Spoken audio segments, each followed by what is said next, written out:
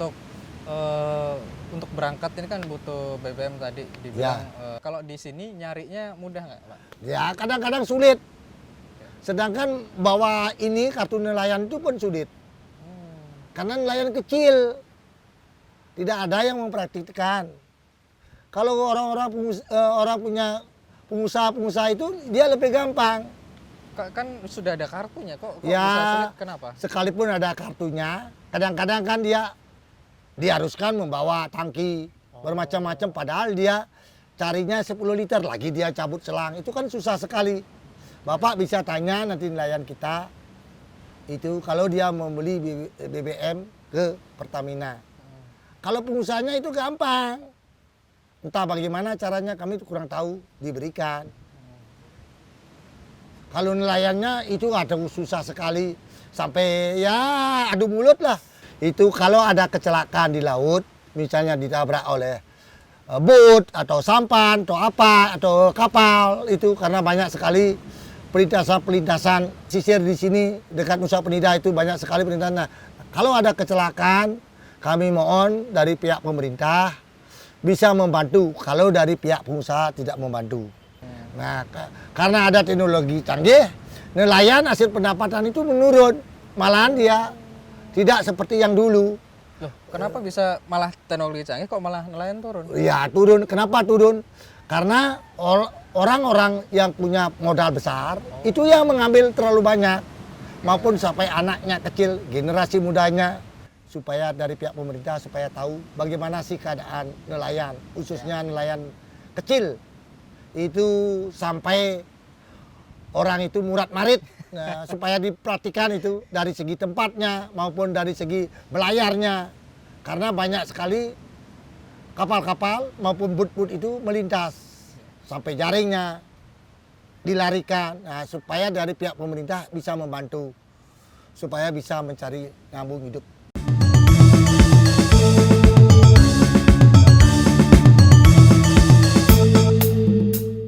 Semua tahun Gema Bali, salam jumpa. Kita sekarang ada di bibir pantai, dekat sekali dengan pantai sekitar 10 meteran. Dan sekarang kita ada di tempat penambakan perahu, itu di Kabupaten Klungkung, khususnya di Kampung Kusamba. Nah, sekarang kita lagi bersama Ketua Himpunan Nelayan Seluruh Indonesia Kabupaten Klungkung, Bapak Komang Swidep. Dan dengan beliau nanti kita ngobrol-ngobrol terkait dengan kondisi nelayan yang ada di Kabupaten Klungkung itu seperti apa sih. Swastiastu, Pak. Om Swastiastu. Ini benar ya, Pak, ya, namanya Komang Swidep. Ya. Ketua Himpunan Nelayan Seluruh Indonesia Kabupaten Klungkung. Betul ya? Betul. Pak, Pak Komang. Ya. Ini sekarang kita sebenarnya berada di mana sih, Pak? Di lingkungan Pura Segara. Pura Segara, Ya. daerah Kusamba. Sambel. Ini memang jadi tempat ngumpulnya nelayan. Nah, kalau tempat nelayan itu kan berjejer-jejer, masing-masing kelompok punya tempat. Oh, gitu. Nah, maka kami selaku pengurus ketua ASI itu bagaimana mempertahankan khususnya pangkalan-pangkalan yang ada khususnya di Kabupaten Klungkung supaya bisa bertahan, supaya tidak didesak oleh inspektor-inspektor asing maupun tempat-tempat perumahan. Nah, kami selaku ketua ASI sudah memberikan suatu imbauan dengan Bapak Pemerintah bagaimana bibir pantai itu supaya betul-betul masyarakat petani khususnya pesisir supaya dia menambahkan perahu dengan aman, dengan tertib, supaya di samping itu dia bisa menjaga lingkungan yang lebih baik lagi. Ya, tapi tadi waktu kita masuk itu ada kayak tempat apa namanya, Pak? Pengolahan ikan. Pengolahan ikan. Ya, sentral pengolahan ikan Desa Kusamba. Oh, di situ dia nanti produknya apa? Ikan pengolahan ikan pindang, ada cekalang, ada lemburu, itu aja. Kebanyakan ikan tongkol. Nah, ngomong-ngomong nih, Pak Komang, ini sudah sejak kapan sih jadi nelayan, Pak?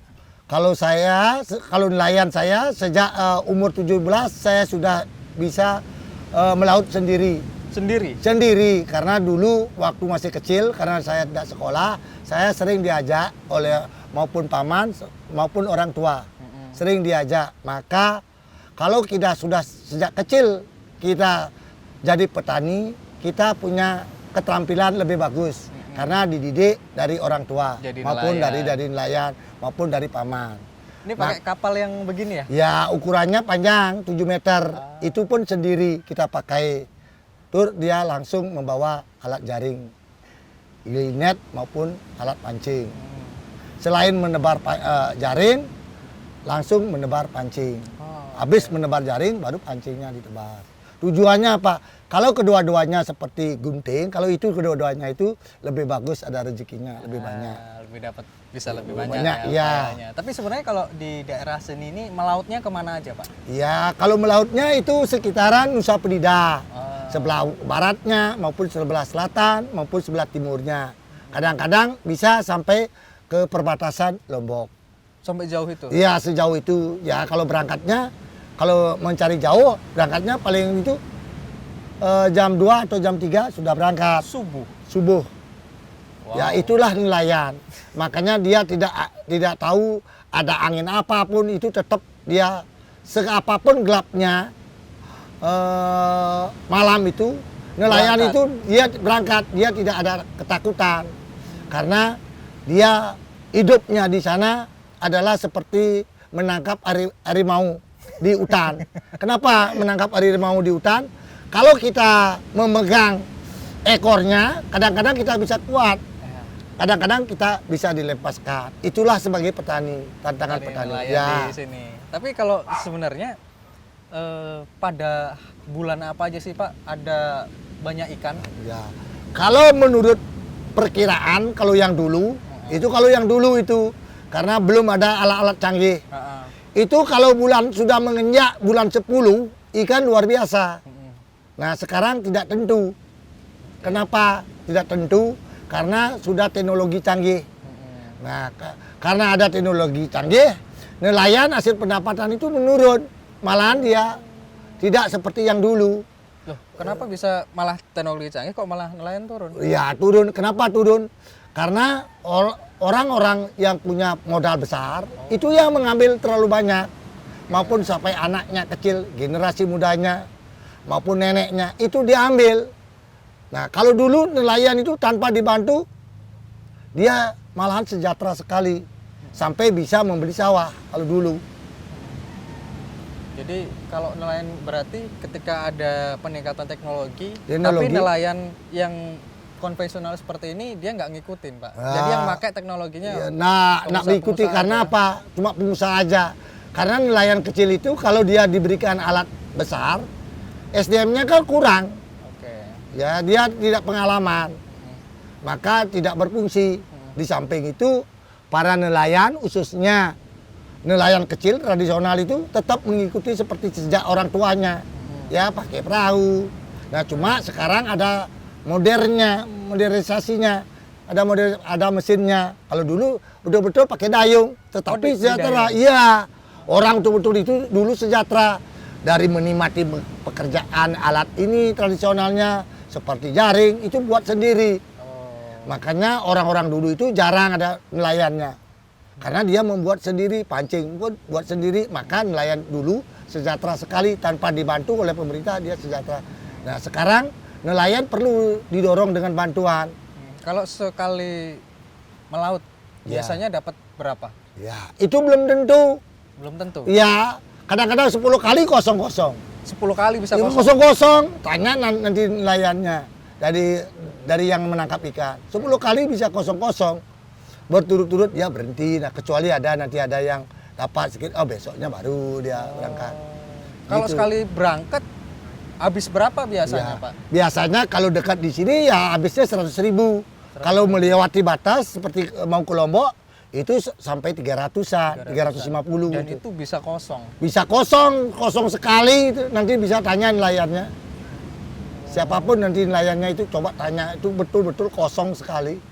Terus kalau kosong gitu gimana balik modal? Ya, nggak bisa balik modal. Kenapa nggak bisa balik? Otomatis dia berhenti, nggak mau ke laut. Dia Rugi nunggu, dong. ya rugi. Kalau dia terus-terus melaut, rugi. Apa ini? Kita melaut lebih baik dia memperbaiki alatnya, atau jaringnya, atau perahunya, atau ya selain perahunya itu yang lain diambil supaya bisa menutupi untuk bisa makan, Tetap hidup. gitu tetap ya, Pak. hidup. Terus kalau dari segi ini kan Bapak pengurus himpunan Iya. nelayan. Ini kan berarti kalau ada semisal masalah kayak tadi itu, ada penangkapan ikan yang kosong, terus Iya. kemudian mungkin soal biaya Iya. berangkatnya, itu kalau dari pemerintah perhatiannya seperti apa, Pak? Kalau pemerintah itu perhatiannya enggak ada. Kenapa enggak ada? Ya, zaman sekarang kan enggak ada. Itu dia dibiarkan aja. Entah murad marit nelayannya itu dibiarkan. Nah, kami selaku pengurus, ketua ASI, ya saya ajak untuk berdoa. Tujuannya berdoa adalah minta dari Ide Sang Hyang Widi Wase supaya nelayan kita supaya selamat mencari nafkah. Itu tujuannya. Sekalipun kecil dapat ininya tangkapannya, tapi bisa menyukupi kalau sudah dari atas sudah memberikan suatu sinar yang baik. Itu harapan kami. Nggak ada subsidi gitu, Pak, kayak subsidi semisal ini pakai apa, bensin apa solar? Kalau di sini nelayan tradisional semua pakai bensin. Bensin. Itu nggak ada apa namanya, semisal dikasih subsidi kalau memang yang mereka nggak bawa apa namanya, nggak bawa hasil, Ya. dikasih gratis itu nggak? Tidak ada sama sekali, tidak ada. Sedangkan maaf ya, sedangkan nuju alat-alat ini nelayan kecelakaan itu jarang sekali dibantu. Itu pun susah mencari ininya, bantuan supaya bisa nangkap ikan.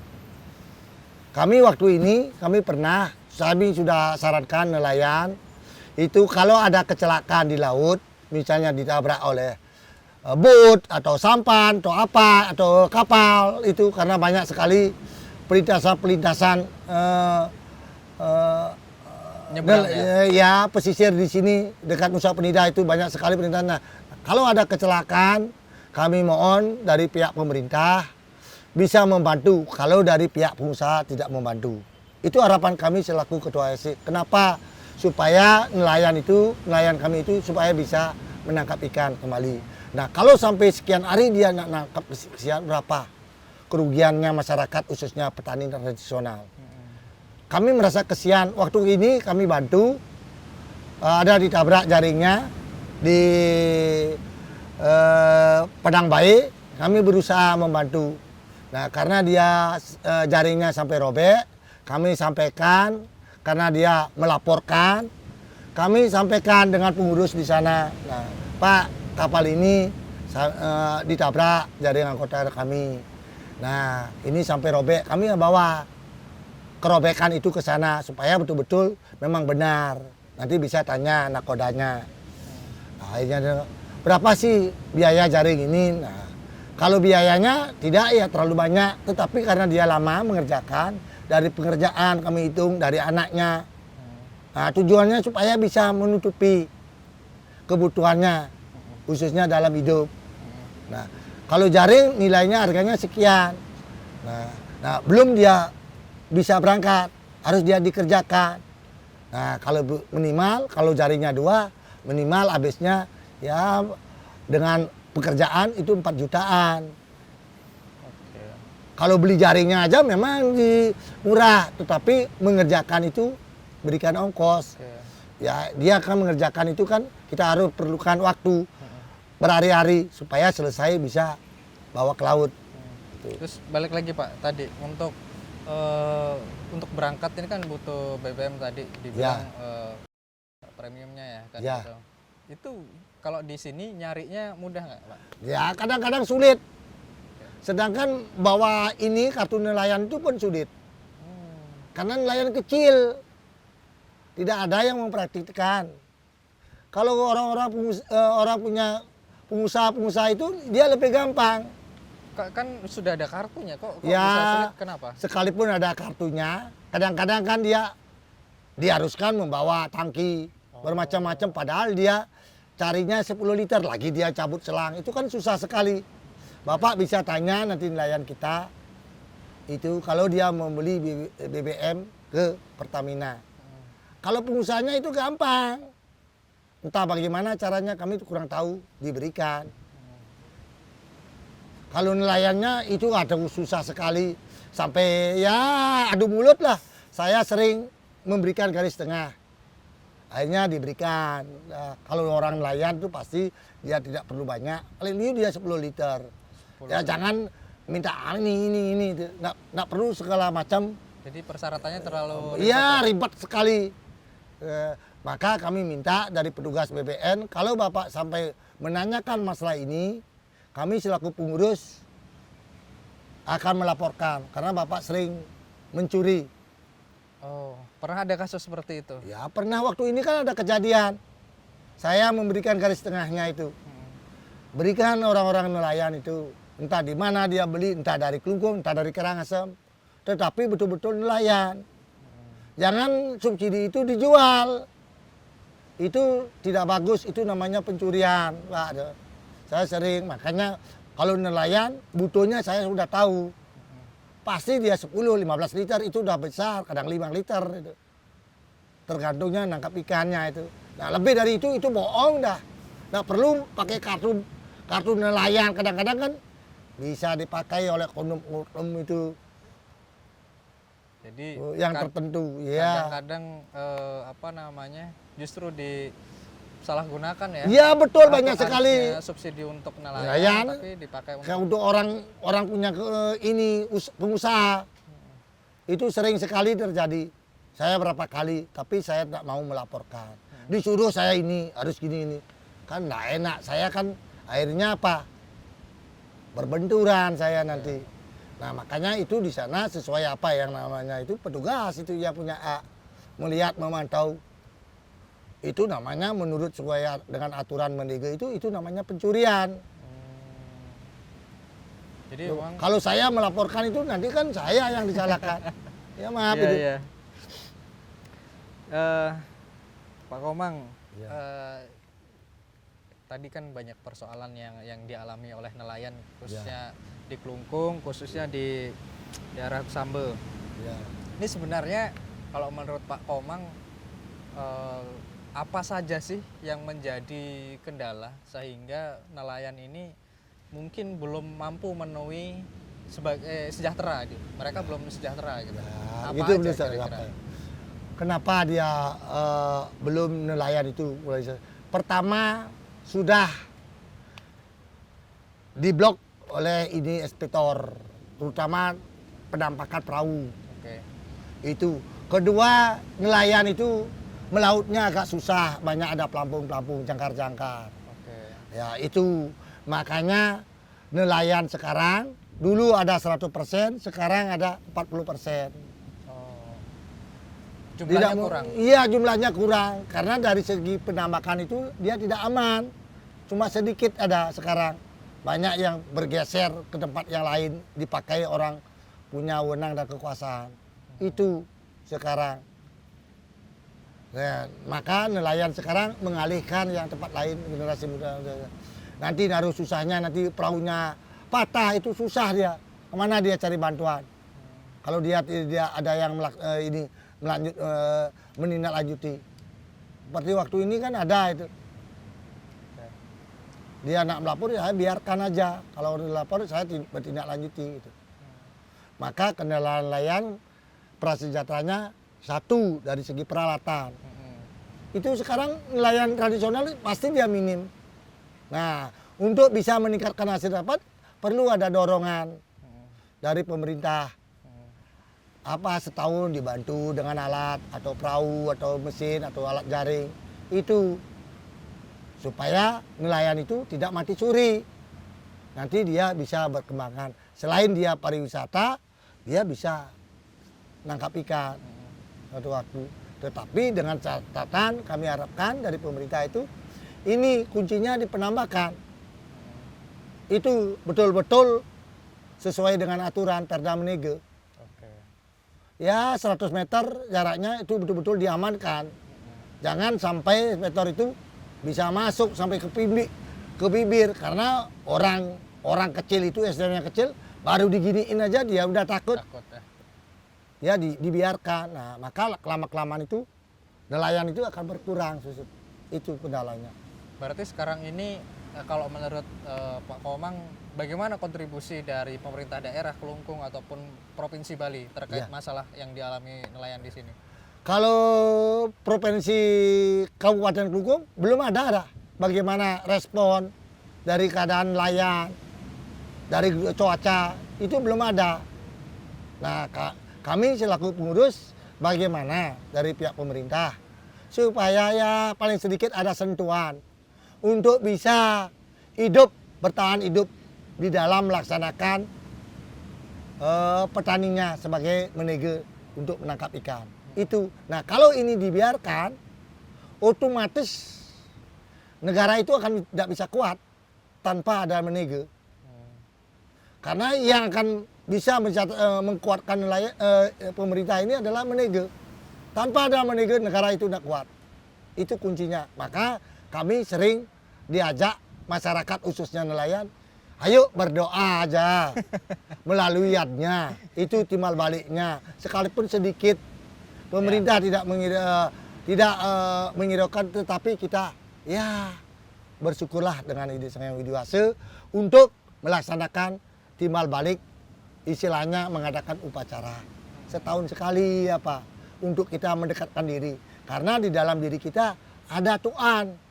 Bukan di atas saja, di diri kita ada Tuhan. Nah, di sanalah kita minta persujudan, berdoa. Nah, maka nelayan khususnya di Bali tidak sampai tidak punya bohongan. Pasti dia punya bohongan. Sedikit-sedikitnya nelayan petani itu, khususnya menege itu, dia punya bohongan. Maupun dari segi periangan, maupun dari segi pelemahan ada, tapi dia tetap mengadakan suatu yadnya. Tanpa ada yadnya, kita tidak baik dalam hidup. Maka perlu dengan dasar yadnya inilah kita melaksanakan hubungan dengan ide Sang Hyang Widi, maupun dengan lingkungan, maupun dengan periangan. Itu kita konsep kita, trik kita kerana tidak lepas dengan itu. Ya, jadi terakhir nih Pak, karena tadi banyak masalah yang sudah diungkapkan, Ya, yang sudah disampaikan, harapannya ke depan untuk para nelayan seperti apa? Dan ini bisa disampaikan Iya. kepada pemerintah. Gitu. Ya. Harapannya ke depan pengennya seperti apa sih untuk saya yang Kelungkung? terima kasih dengan media. Kami selaku Ketua Pengurus ASI, ANSI, Himpunan Nelayan Seluruh Indonesia Kabupaten Kelungkung, kami mengharapkan dari pihak pemerintah bagaimana pihak pemerintah memperhatikan banyak sekali kekurangan para nelayan atau para menege, khususnya di bidang penangkapan maupun di bidang periangan. Nah, itu tujuannya ada periangan, tujuannya ayo bersama-sama berdoa. Bagaimana kekurangan kita selaku makhluk hidup, pasti ada kekurangan. Di sanalah kita berdoa. Nah, kami mengharapkan dari pihak pemerintah supaya ada uluran tangan untuk melaksanakan suatu yadnya. Itu kuncinya. Kalau pemerintah sudah mau turun, memperhatikan nelayan, ke depan itu nelayan itu akan lebih bagus. Karena kita sudah bisa menyatukan antara di atas maupun di bawah, itu sudah bisa nyambung. Itu kuncinya. Ya, Semeton Gema Bali itu tadi suara dari para nelayan yang ada di Desa Rusamba khususnya, dan umumnya ada di Kabupaten Kelungkung. Mungkin ini juga dirasakan oleh nelayan-nelayan lain yang ada di seluruh Indonesia, begitu Pak ya. Bagaimana kemudian mereka berharap untuk kesejahteraan hidup mereka, untuk menyambungkan hidup, untuk ke anak dan cucu mereka gitu. Nah, mudah-mudahan ini didengar oleh pemerintah dan kemudian bisa mengambil langkah-langkah taktis yang cepat, terus kemudian mampu memberikan kesejahteraan bagi para nelayan di setiap daerahnya. Begitu diskusi kita dengan Pak Komang Swidep. Semoga ke depan kita bisa temu lagi Pak. Dan ketika ketemu lagi nanti semoga nelayan lebih sejahtera. Terima kasih atas apa dari pihak media. Kami selaku itu, saya berterima kasih atas media yang hadir di sini. Supaya dari pihak pemerintah supaya tahu bagaimana sih keadaan nelayan. Khususnya nelayan kecil. Itu sampai orang itu murat-marit. Nah, supaya diperhatikan itu dari segi tempatnya maupun dari segi belayarnya. Karena banyak sekali kapal-kapal maupun boot-boot itu melintas. sampai jaringnya dilarikan, nah, supaya dari pihak pemerintah bisa membantu supaya bisa mencari nyambung hidup, mencari nafkah. Itu harapan kami. Sekian dan terima kasih. Terima kasih Pak. Ya, semua. Semoga sehat-sehat terus. Ya. Setelah kembali jangan lupa like, komen, dan subscribe. Terima kasih, sampai jumpa.